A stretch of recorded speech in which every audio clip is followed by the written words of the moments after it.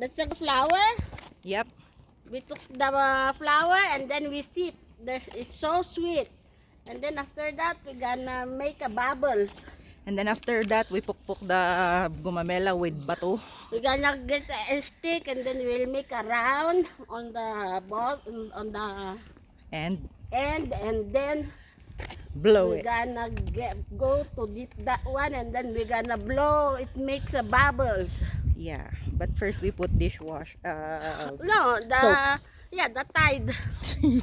Sometimes the powder tide. Yeah, and Or Mr. Clean. if we don't use the stick, Make we a use the soup. straw, right? Yeah, we don't know. It's no straw.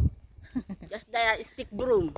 At the end, we The make a walis ting ting, circle. the one we used to walis the Yeah, taki. the walis ting ting. The one that we used to walis the taki. Right? Yeah, yeah, And then we blow it. yeah. Well, you need to wash it. And then you blow it. There's a bubble. Now nobody's doing it because they can boat it. They can make their own bubbles. Before we go mamela flour to make the bubbles.